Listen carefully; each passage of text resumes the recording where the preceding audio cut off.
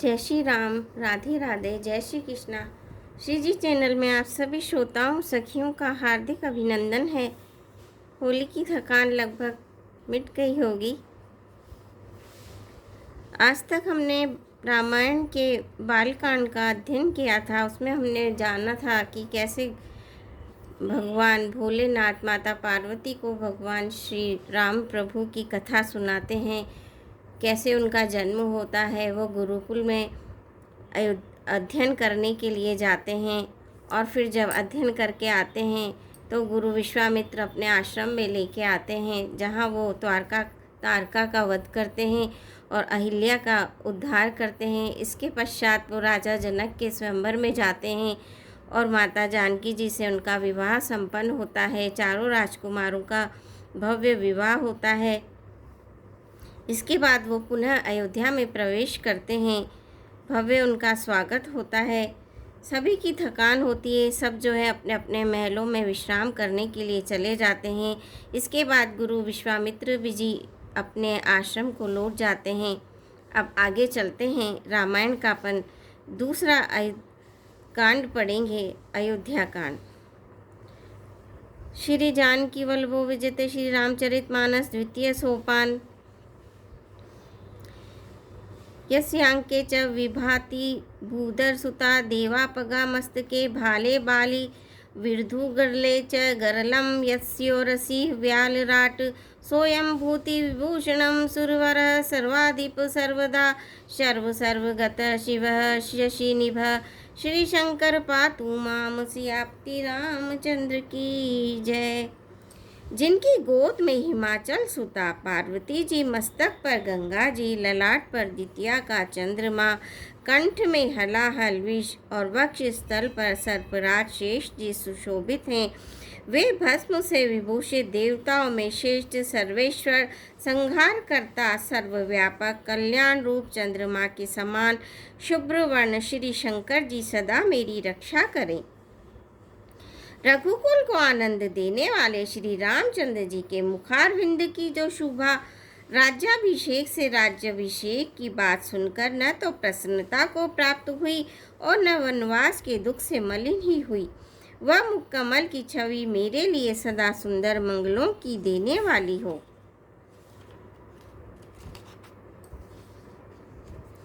नीले कमल के समान श्याम और कोमल जिनके अंग हैं, श्री सीता जी जिनके वाम भाग में विराजमान है और जिनके हाथों में क्रमशः अमोघ बाण और सुंदर धनुष है, उन रघुवंश के स्वामी श्री रामचंद्र जी को मैं नमस्कार करता हूँ। श्री गुरु जी के चरण कमलों की रस से अपने मन रूपी दर्पण को साफ करके मैं श्री रघुनाथ जी के उस निर्मल यश का वर्णन करता हूँ, जो चारों फलों को धर्म अर्थ काम मोक्ष को देने वाला है। जब से श्री रामचंद्र जी विवाह करके घर आए, तब से अयोध्या में नित्य नए मंगल हो रहे हैं और आनंद के बदावे बज रहे हैं। 14 लोक रूपी बड़े भारी पर्वतों पर पुण्य रूपी मेघ सुख रूपी जल बरसा रहे हैं। रिद्धि सिद्धि और संपत्ति रूपी सुहावनी नदियां उमड़ घुमड़ कर अयोध्या रूपी समुद्र में आ मिली। नगर के स्त्री पुरुष अच्छी जाति के मणियों के समूह है, जो सब प्रकार से पवित्र, अमूल्य और सुंदर है। नगर का ऐश्वर्य कुछ कहा नहीं जाता। ऐसा जान पड़ता है मानो ब्रह्मा जी की कारीगरी बस इतनी ही है। सब नगर निवासी श्री रामचंद्र जी के मुखचंद्र को देखकर सब प्रकार से सुखी हैं। सब माताएं और सखी सहेलियां अपने मनोरथ रूपी बेल को फली हुई देखकर आनंदित है। श्री रामचंद्र जी के रूप, गुण, शील और स्वभाव को देख सुनकर राजा दशरथ जी बहुत ही आनंदित होते हैं। सबके हृदय में ऐसी अभिलाषा है और सब महादेव जी को मनाकर प्रार्थना करके कहते हैं कि राजा अपने जीते जी श्री रामचंद्र जी को युवराज पद दे दें। एक समय रघुकुल के राजा दशरथ जी अपने सारे समाज सहित राजसभा में विराजमान थे। महाराज समस्त पुण्यों की मूर्ति है। उन्हें श्री रामचंद्र जी की का यश, सुंदर यश सुनकर अत्यंत आनंद हो रहा है। सब राजा उनकी कृपा चाहते हैं और लोकपालगण उनके रुख को रखते हुए अनुकूल होकर प्रीति करते हैं। पृथ्वी आकाश पाताल तीनों भुवनों में और भूत भविष्य वर्तमान तीनों कालों में दशरथ जी के समान बड़भागी और कोई नहीं है। मंगलों के मूल श्री रामचंद्र जी जिनके पुत्र हैं, उनके लिए जो कुछ कहा जाए सब थोड़ा है। राजा ने स्वाभाविक ही हाथ में दर्पण ले लिया और उसमें अपना मुंह देखकर मुकुट को सीधा किया।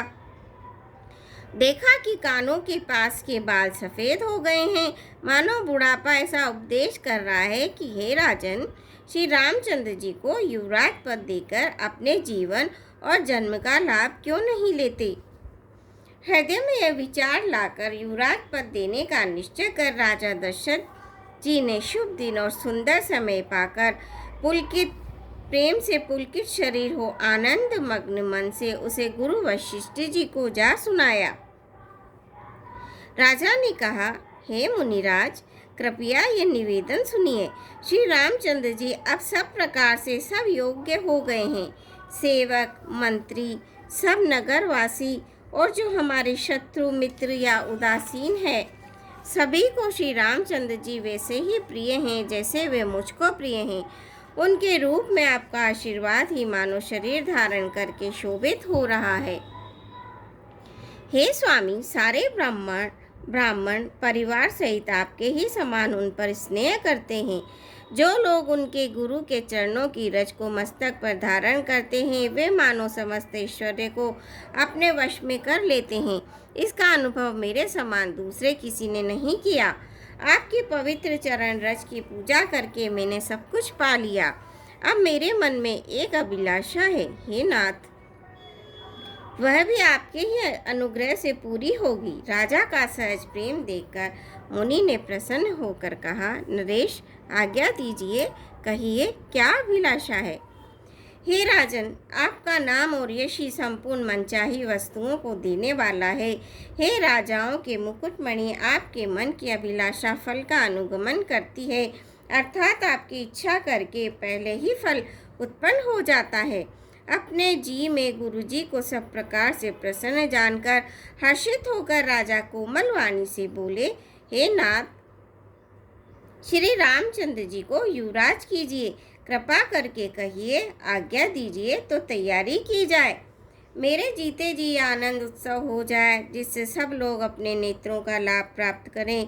प्रभु, आपके प्रसाद से शिव जी ने सब कुछ निभा दिया, सब इच्छाएं पूर्ण कर दी। केवल यही एक लालसा मन में रह गई है। इस लालसा के पूर्ण हो जाने पर फिर सोच नहीं, शरीर रहे या चला जाए, जिससे मुझे पीछे पछतावा न हो। दशरथ जी के मंगल और आनंद के मूल सुंदर वचन सुनकर मुनि मन में बहुत प्रसन्न हुए। वशिष्ठ जी ने कहा, हे राजन, सुनिए, जिनसे विमुख होकर लोग पछताते हैं और जिनके भजन बिना जी की जलन नहीं जाती, वही स्वामी सर्वलोक महेश्वर श्री राम जी आपके पुत्र हुए हैं, जो पवित्र प्रेम के अनुगामी हैं। श्री राम जी पवित्र प्रेम के पीछे पीछे चलने वाले हैं, इसी से तो प्रेम वश आपके पुत्र हुए हैं। बेगी विलंबु न करिए नृप, साजिए सबउ समाजू, सुदिन सुमंगलु तबहि जब, राम होय जुबराजु, सियापति रामचंद्र की जय, पवन पुत हनुमान की जय। मंगल भवनिया मंगल हारी, दबउ सुदशरथ अजर बिहारी, दीन दयाल विरत संभारी, हरौ नाथ मम संकट भारी। श्रोताओं, आज के लिए बस इतना ही। कल आपसे फिर भेंट होगी। आप मेरे चैनल को सब्सक्राइब कीजिए, वीडियो को शेयर कीजिए, लाइक कीजिए। धन्यवाद।